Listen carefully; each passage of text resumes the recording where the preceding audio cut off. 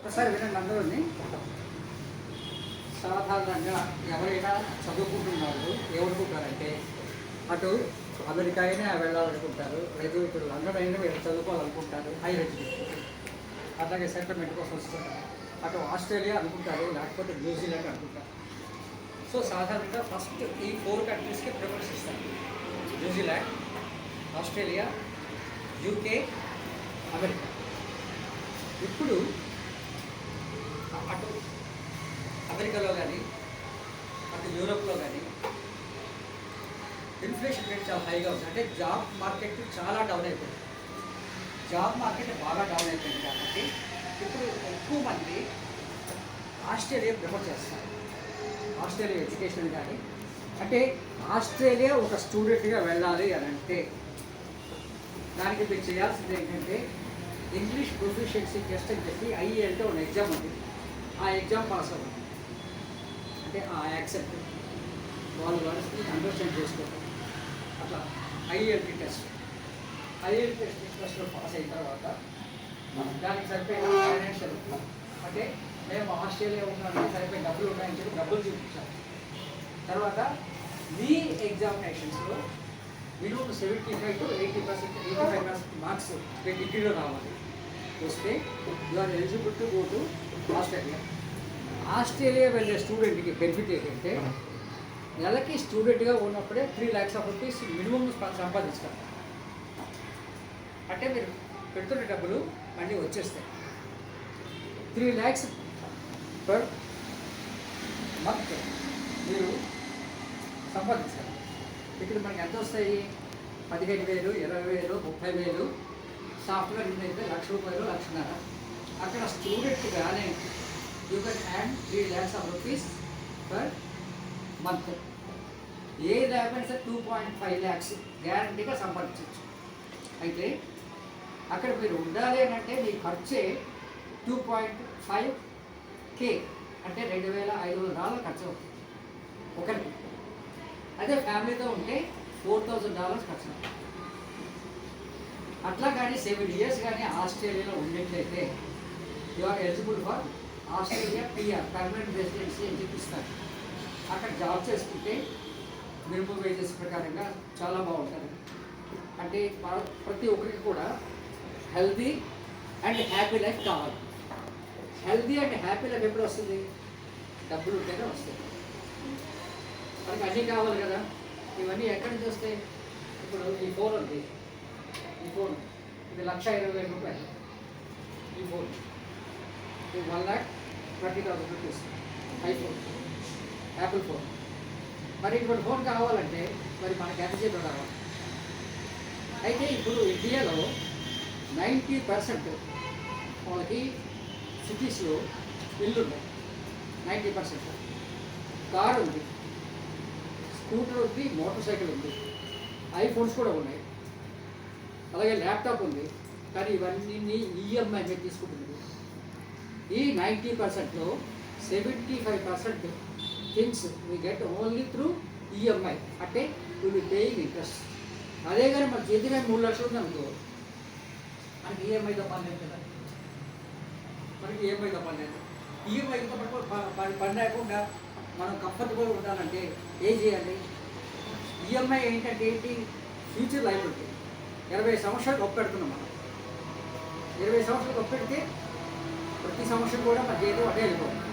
కాబట్టి ఒక comfortable life కావాలంటే, మంచి క్వాలిటీ ఆఫ్ లైఫ్ కావాలంటే you should plan for higher life. Higher life, higher quality life. Higher quality life ఎక్కడ వస్తుంది? మన తాలూకా స్కిల్స్ బాగున్నప్పుడు.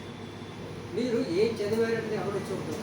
ఇప్పుడు సర్టిఫికేట్ అనుకో, నా చదువు అడగండి, నా సర్టిఫికేట్ అడగండి. అడిగేదంతా ఏంటంటే నేను వాళ్ళకి కావాల్సింది చేయగలనా లేదు చూస్తాను. ఎదుటి వాళ్ళకి కావాల్సింది చేయగలిస్తేనే నాకు స్కిల్ యూనిట్ లెక్క. సో అందుకే ఇప్పుడు నేను సాధారణంగా చెప్తాను మేడం, మీరు కూడా వన్ ఈజ్ అగ్రెసివ్ ప్రొఫెషనలిజం. ప్రొఫెషన్లో అగ్రెసివ్గా ఉండాలి. అంటే ఇప్పుడు స్పీడ్గా వెళ్తున్న కార్లకి, బైక్స్కి అన్నిటికీ కూడా ఆటోమేటిక్గా జనాలు దారించేస్తారు. ఒకవేళ ఎక్కడైనా దారి పోకపోతే యాక్సిడెంట్ మాత్రం అవుతుంది. సో సో మనం కేర్ తీసుకుంటూ ఆ స్పీడ్లో వెళ్తేనే మనం ప్రొఫెషనల్గా అసలు గుర్తిస్తాం. 100 మందిలో నేను ఒక్కటి అని కాకుండా నేను 100 మందిలో ఉన్నాను అని చెప్పుకోవడం చాలా గొప్పగా ఉంటుంది. అది చేయాలంటే మనకి స్కిల్స్ రావాలి. స్కిల్స్ రావాలంటే మనం ఏం చేయాలి? లెర్నింగ్ త్రూ బుక్స్ కాదు, learning through life, learning through activity. నేను ఎక్కువగా యాక్టివిటీస్ చేస్తే నేను ఈరోజు ఈ పోస్ట్కి వచ్చాను. నేను కూడా ఒకనొకప్పుడు ఇదే అడ్లోలో ఒక ప్రైవేట్ స్కూల్లో 81లో 135 రూపీస్కి నేను జాబ్ చేశాను. ఇక్కడే 35 రూపీస్. అప్పుడు నేను ఉండేవాడు. మద్దిలపాలలో 70 రూపాయలు అంతే. 130 రూపాయల జీతంలో 70 రూపాయలు అనుకుంటే నాకు 65 రూపాయలు వస్తుంది. 65 రూపాయలు ఆ రోజుల్లో మాకేంటంటే ఇటు రావడానికి 2 రూపాయలు బస్ టికెట్ ఉండేది. 2 రూపాయలు అంటే రోజుకి 4 రూపాయలు బస్సు ఖర్చు పెడితే నెలకి 24 రోజులు అయితే 100 రూపాయలు నేను బస్కే ఖర్చు పెట్టిస్తే 70 రూపాయలు ఇంటికి ఇస్తే 135 రూపాయలకి నాకేముంటుంది? సో కాబట్టి నేను మద్దిలపాలెం నుంచి నేను నడిచించగలను. ఇక్కడ నుంచి మళ్ళీ ఇంటికి నడిచి లేవాలి. అర్థమైందా? నేను సైకిల్ కొనుక్కోవడానికి నాకు 10 సంవత్సరాలు పట్టింది. 500 రూపాయలు సైకిల్. ఇప్పుడు నేను ఆస్ట్రేలియా నుంచి ఎలా వస్తున్నానంటే నాకు ఫ్లైట్ టికెట్సే 1.5 lakhs ఒక వ్యక్తికి అవుతుంది. మేము ఇద్దరం వెళ్తామంటే ఒక 3 లక్షల రూపాయలు టికెట్ అవుతుంది. ఒక్కసారి వెళ్ళడానికి 3 lakhs ticket, air ticket, aeroplane ticket Australia వెళ్ళడానికి, మళ్ళీ తిరిగి రావడానికి 3 lakhs కదా. నా డ్రెస్ ఎలా ఉండేది? నేనేంటంటే ఇటు ఒక రిటైర్డ్ లైఫ్ అని ఉద్దేశంతో నేను ఇట్లా జస్ట్ సింపుల్ డ్రెస్ వెళ్తున్నాను. నేను వేసుకునే డ్రెస్సులు 5,000 to 6,000 రూపీస్ ఉండేది. నాకు తెలుసు. సో కాబట్టి నేనేం చెప్తానంటే you want a higher standard of life, you want a quality life, then your income must be more. How you get more income? More skills as per the present conditions. ఇప్పుడు పనిచేసే వాళ్ళు ఎక్కువ, పనిచేసేది తక్కువ, పనులు తక్కువ. సో పనులు తక్కువ కాబట్టి మనం సెలెక్ట్ అవ్వాలంటే 100 మందిలో మనం ఒకరు కాకుండా మనం ఒక స్పెషల్ అయితే మాత్రమే మనం సెలెక్ట్ అవ్వాలి. ఇప్పుడు మాకు ఆస్ట్రేలియాలో Sydney, Perth, Brisbane, Tasmania, Melbourne ఇవి మోస్ట్ ఇంపార్టెంట్ సిటీస్. ఈ మోస్ట్ ఇంపార్టెంట్ సిటీస్లో చాలామంది ఏమనుకుంటారంటే అటు మెల్బోర్న్ కానీ అటు సిడ్నీలో కానీ బతకాలనుకుంటారు. కానీ సిడ్నీలో కానీ మెల్బోర్న్ కానీ బతకాలనుకుంటే మీ తాలూకా డిగ్రీస్ కానీ మీ ఎడ్యుకేషన్ కానీ స్కిల్స్ కానీ చాలా ఎక్కువ ఉండాలి.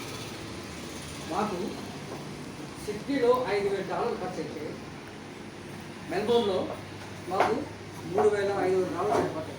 అంటే కాస్ట్ ఆఫ్ లివింగ్ కాదు, తక్కువ అట్లా డిఫరెన్స్ ఉంది.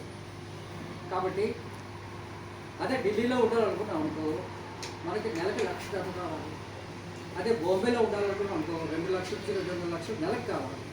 అంటే సింపుల్ మిడిల్ క్లాస్ లైఫ్కి.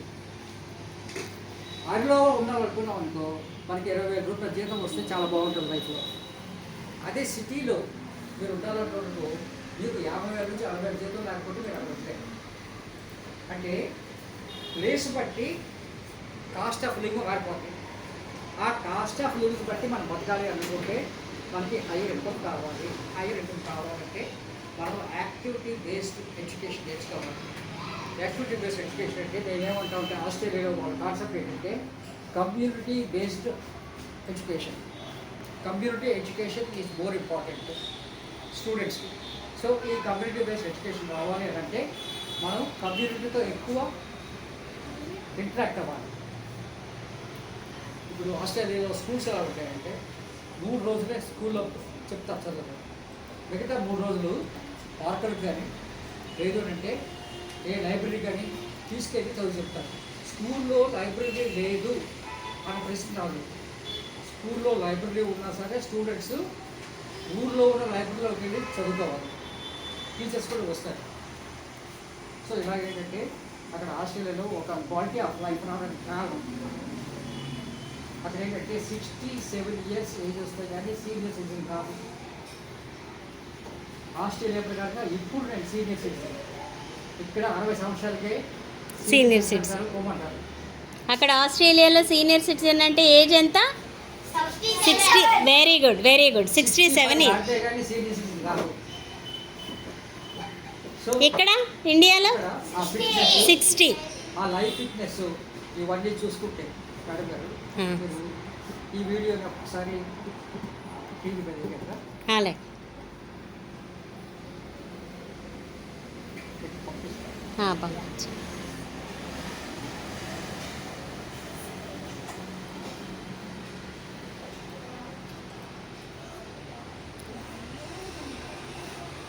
ఇది చైనాలో ఇప్పుడు పంపించండి నైట్.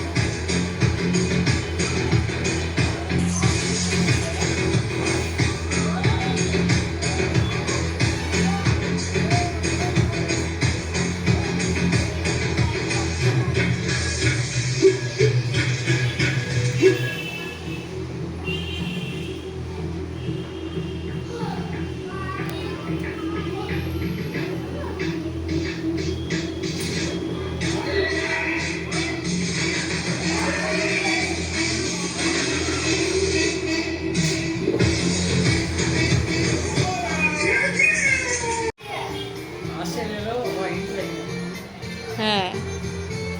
అది మా గోడ తీసుకుంది.